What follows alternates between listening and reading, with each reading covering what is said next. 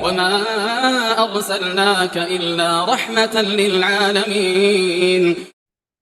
Kita masuk di bab 601, bab al-khitanu lil kabir, khitan untuk orang yang dewasa. Nabi Hurairah taqala dari Abu Hurairah radhiyallahu anhu beliau berkata, "Iftatana Ibrahim alaihi salam." Ibrahim alaihi salam berkhitan wa huwa ibnu isrin wa mi'ah. Dan beliau umurnya adalah 120 tahun. Ibrahim alaihi salam mendapatkan perintah untuk sunat pada umur 120 tahun. Semua sahabat ada di kasamani nasana. Kemudian setelah itu beliau alaihissalam hidup 80 tahun kemudian. Berarti umurnya Nabi Ibrahim berapa? 200 tahun. Kira-kira 200 tahun. Qala Sa'id, kemudian Sa'id bin Musayyib berkata, Ibrahim wa awwalu man ikhtatana wa awwalu man adhafa wa awwalu man qassa syarifa wa awwalu man qassa ad-dufra wa awwalu man syaba. Ibrahim alaihissalam adalah orang yang pertama kali khitan dan orang yang pertama kali adhafa, menggunting kumis.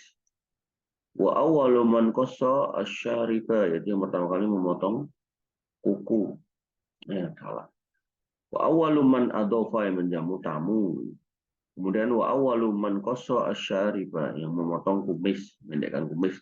Wa awwalu man qassa ad-dufra, yang pertama kali memotong kuku. Wa awwalu man syaba, yang pertama kali tua, beruban.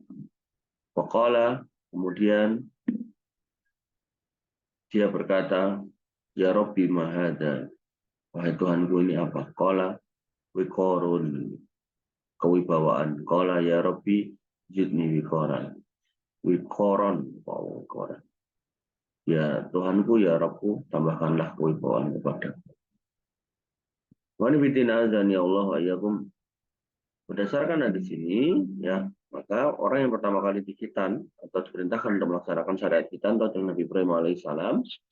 Nah, dan di dalam Alkitab masih tertulis tuh, ya, orang yang tidak berkhitan nggak boleh masuk bait Allah. Bait Allah itu ya gereja-gereja itu. Nggak boleh masuk ke rumah-rumah Allah itu kata di Alkitab. Cuman orang Nasrani sekarang pada nggak khitan, alasannya karena itu syariat buat Yahudi. Padahal kalau di logika ini Yahudi, ini Kristen, atau ini Islam. Kalau di sini Yahudi ada perintah khitan, di Islam ada. Di tengah-tengahnya ini pasti ada, nggak mungkin enggak gitu loh. Cara cerita itu ya, kalau ini ngomongkan Majapahit, di sini Majapahit, di sini Majapahit. Di sini Majapahit, masa di sini ngomongkan Sriwijaya kan nggak mungkin. Gitu. Jadi kelanjutannya itu pasti nyambung.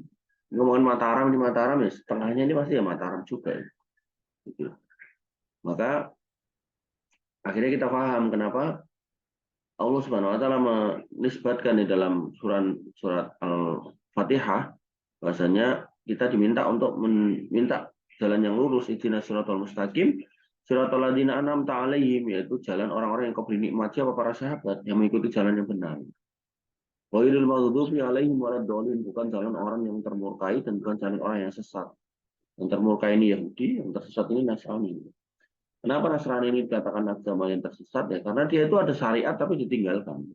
Dia ngerti kalau itu ada syariat tapi ditinggalkan. Ya, tapi kalau Yahudi gitu kan, dia membuat syariat sendiri. Membuat syariat sendiri. Allah Ta'ala. Ya, sehingga dalam hal ini ya kan, kita itu kalau Nabi Ibrahim itu ada syariat itu, gitu kan, kok kemudian Islam ada ya harusnya tengah-tengahnya ada. Sama dengan kurban. Kurban juga awalnya juga sejak Nabi Adam itu ada kurban, kemudian dijadikan syariat, gitu kan. Itu ketika Nabi Ibrahim. Nah, kemudian ya setelahnya harusnya ada, gitu. Kemudian orang Nasrani meninggalkan, Allah alam. Makanya bersyukur kita menjadi seorang Muslim yang di atas koridor yang benar.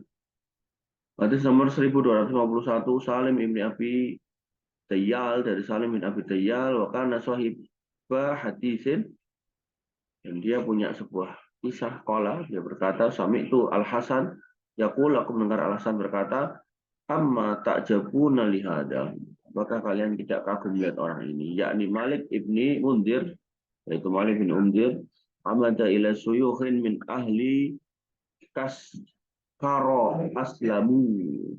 Dia menemui orang tua penduduk Kaskar dan mereka masuk Islam. Jadi menemui asyuyuh, ini pembesar sesepuh lah, sesepuh di kampung itu Kaskar ini. Kemudian membuat orang-orang itu masuk Islam.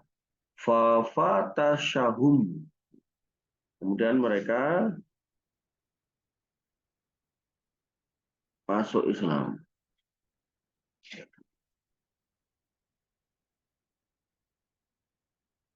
Kemudian fafatashahum, kemudian dia memeriksa mereka, fa'amara bihim fakhonatu, dan sudah diperiksa ternyata belum sunat, nah, mereka disuruh untuk sunat. Fa'amara bihim fakhotanu, manut gitu kan.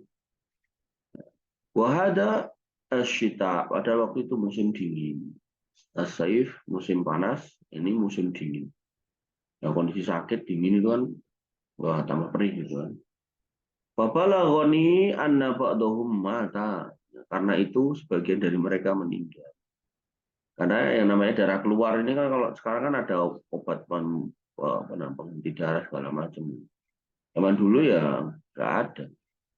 Kalau saya dengar angkatan bapak saya itu katanya itu menghentikan darah itu dikasih kulit telur gitu. Nah di Arab kan jarang ada ayam ini. Susah kan menghentikan pendarahan. Walaqad aslama ma'a Rasulillah sallallahu alaihi wasallam ar-Rumi wal Habasyi fatassu ansai. Setelah masuk Islam di depan Rasulullah SAW, orang Romawi dan Habasah, dan tidak ada seorang pun yang diperiksa. Artinya ini orang yaitu Malik bin Mudir ini luar biasa menakjubkan ini. Ya, karena begitu orang masuk Islam lalu kemudian nyuruh orangnya untuk sunat. Nah, orangnya pada manut disunat, titiknya dipotong dan di kulit kemaluannya. Nah, pendarahan banyak atau sebagiannya mati.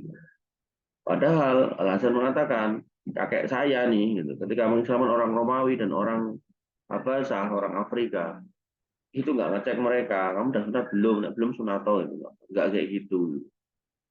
Ya, makanya ini Malik bin Mundir ini luar biasa orangnya. Susah loh, pada zaman itu meyakinkan orang untuk sunat itu bukan perkara yang gampang. Mau sekarang aja kalau kita bisa mengislamkan orang Nasrani, kita suruh sunat aja, belum tentu mau segera berangkat itu, karena dia udah kebayang sakitnya. Gitu. Ya, makanya dia bentar dulu. Pelajarannya adalah ya orang-orang dewasa yang masuk Islam ya harus sunat. Nah, dimulai dari Nabi Ibrahim alaihissalam, kemudian pada hadis berikutnya yaitu kepada orang-orang yang masuk Islam. Gitu. Orang Nabi Ibrahim dari awal ya bukan orang yang musyrik. Ya. Akhirnya ya nggak bisa dihukumi sebagai orang yang kafir kemudian masuk Islam atau mu'alaf, bukan. Ya. Nabi Ibrahim dari awal adalah Muslim. Kita masuk di hadis 1252. Ani bin Syihab qala, dari Ibnu Syihab beliau berkata, kana rajulu idza aslama amara bil ikhtitan.